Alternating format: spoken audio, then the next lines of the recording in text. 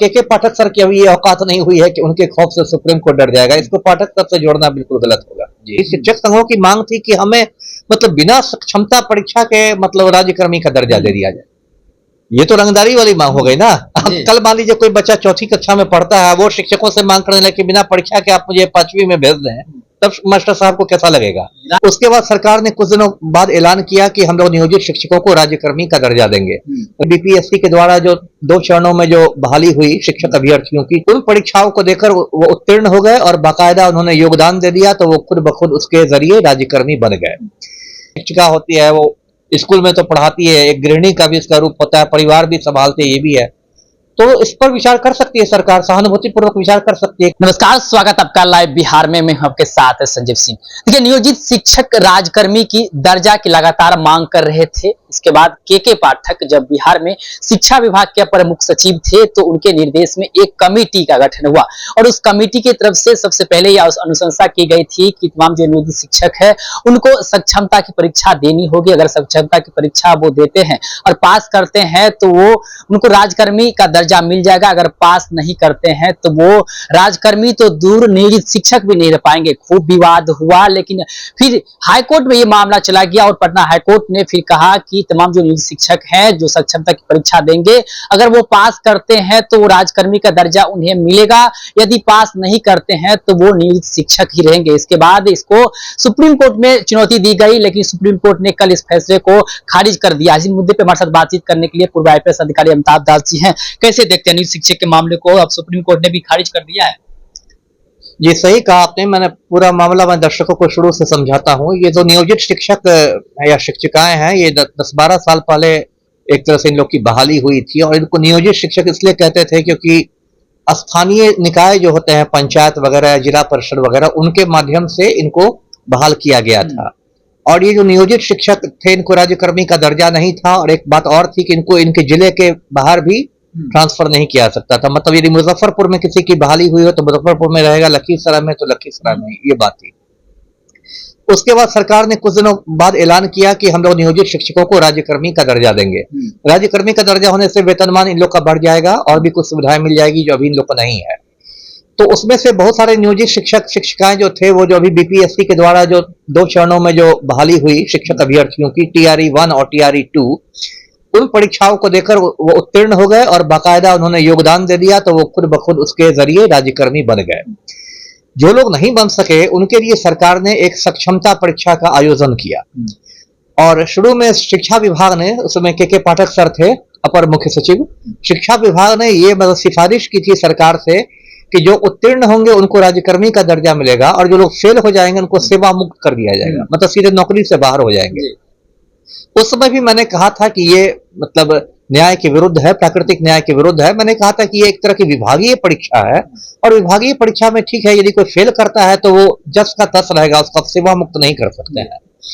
बाद में ये मामला जैसा होना था पटना हाईकोर्ट में गया। पटना हाईकोर्ट ने 2-3 महीने पहले लगभग वही बात कही जो मैं इतने दिनों से कहता आ रहा था।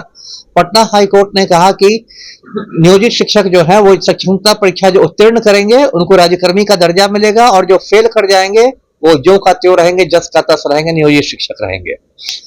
तो इस बात को लेके सुप्रीम कोर्ट में, सर्वोच्च न्यायालय में SLP के जरिए, स्पेशल लीव पिटीशन के जरिए चुनौती दी गई पटना हाईकोर्ट के फैसले को। तो उस चुनौती को शुरू में ही खारिज कर दिया सुप्रीम कोर्ट ने, उसकी सुनवाई करने से इनकार कर दिया और कहा कि इसमें हम लोग कोई मेरिट नहीं पाते हैं, इस याचिका में इसमें कोई गुण नहीं हम पाते हैं, कोई दम नहीं है इस याचिका में। और सुप्रीम कोर्ट ने उसको सुनवाई से इनकार करके सीधे डिसमिस कर दिया। तो संक्षेप में बात यह हो गई कि अब जो पटना हाईकोर्ट का फैसला था वही लागू होगा।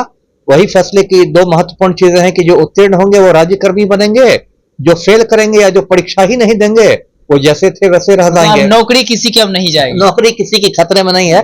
देखिए, शिक्षक संघों की जो मांग थी वो भी गलत मांग थी। शिक्षक संघों की मांग थी कि हमें बिना क्षमता परीक्षा के राज्यकर्मी का दर्जा दे दिया जाए। ये तो रंगदारी वाली मांग हो गई ना। कल मान लीजिए कोई बच्चा चौथी कक्षा में पढ़ता है, वो शिक्षकों से मांग करने लगे बिना परीक्षा के आप मुझे 5वीं में भेज दें, तब मास्टर साहब को कैसा लगेगा।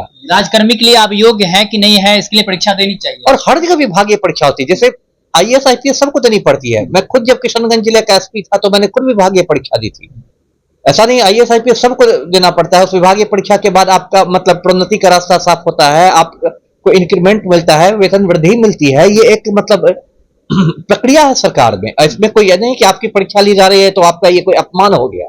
शिक्षक लोग ऐसे दिखा रहे थे जैसे बहुत बड़ा हमारा अपमान हो जाएगा सक्षमता परीक्षा लेना। इसमें अपमान की कोई बात नहीं, एक प्रक्रिया है, अंग्रेजों के जमाने से चली आ रही है जी। तो मान के लिए ये तो अब तो हो गया क्लियर की नौकरी नहीं नौकरी जाएगी, किसी लेकिन की नहीं जा रही। ऐच्छिक हस्तांतरण का भी खूब चर्चा हो रहा था। तो ऐच्छिक हस्तांतरण को लेकर क्या अपडेट है, दर्शक जानना चाहते हैं। देखिए, कायदे से तो है कि जैसे मैंने शुरू में कहा कि नियोजित शिक्षकों का स्थानांतरण जिला के बाहर नहीं होता है।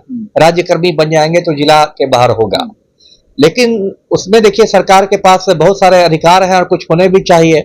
खास के मुझे लगता है कि शिक्षिकाओं के मसले पर सरकार को थोड़ा लिबरल रखना चाहिए, है ना, थोड़ा उदार करना चाहिए। अब हो सकता है कोई शिक्षिका हो, उसको एकदम आप जिला से बाहर कर दीजिए तो हो सकता है, क्योंकि जो समाज की स्थिति है, सामाजिक सच्चाई जो है कि एक जो शिक्षिका होती है वो स्कूल में तो पढ़ाती है, एक गृहिणी का भी इसका रूप होता है, परिवार भी संभालती है, ये भी है। तो इस पर विचार कर सकती है सरकार, सहानुभूतिपूर्वक विचार कर सकती है कि शिक्षिकाओं के लिए शिक्षक को जिला से बाहर किया सकता है, लेकिन शिक्षिकाओं का गृह जिला में ही रहेगा, ऐसा सरकार विचार कर सकती है। अच्छा, क्या लग रहा है सुप्रीम कोर्ट का फैसला काफी विलंब से आया। जब तक के पाठक थे, शिक्षा विभाग का प्रमुख सचिव थे, तब तक ये फैसला नहीं आया था। जैसे ही वो हटे तब जाकर ये फैसला आया। क्या लग रहा है के पाठक का खौफ बना हुआ था क्या? नहीं, सुप्रीम कोर्ट बहुत ऊंची चीज है। के पाठक के खौफ से सुप्रीम कोर्ट डरने वाला नहीं। फैसला खास देर से भी नहीं आया, कुछ महीने देर से आया, लेकिन सुप्रीम कोर्ट में लाखों केस लंबित रहते हैं, लाखों केस लंबित रहते हैं, ऐसा नहीं कि एक ही केस रहता है। और के पाठक सर की अभी ये औकात नहीं हुई है कि उनके खौफ से सुप्रीम कोर्ट डर जाएगा। इसको पाठक सर से जोड़ना बिल्कुल गलत होगा जी। चलिए, बहुत बहुत धन्यवाद। तुम्हारे से बात करते हैं पूर्व आईपीएस अधिकारी अमिताभ ताजी ने साफ तौर पे अब कह दिए हैं कि जो सुप्रीम कोर्ट का फैसला है वो पटना हाईकोर्ट के फैसले के अनुरूप ही है, यानी साफ तौर पे खारिज कर दी है। अब जो नियोजित शिक्षक हैं जो सक्षमता की परीक्षा देंगे और पास कर जाएंगे, उन्हें राजकर्मी का दर्जा मिलेगा। अगर वो पास नहीं करते हैं तो वो नियोजित शिक्षक ही बने रहेंगे। अब किसी को डरने की, घबराने की कोई जरूरत नहीं है। और भी कई तरह की बात करते नजर आए। आप भी सुन रहे थे, क्या कुछ कर रहे थे, आप भी अपनी राय प्रतिक्रिया कमेंट बॉक्स के माध्यम से दे सकते हैं। आप देखते लाइव बिहार। बहुत बहुत धन्यवाद।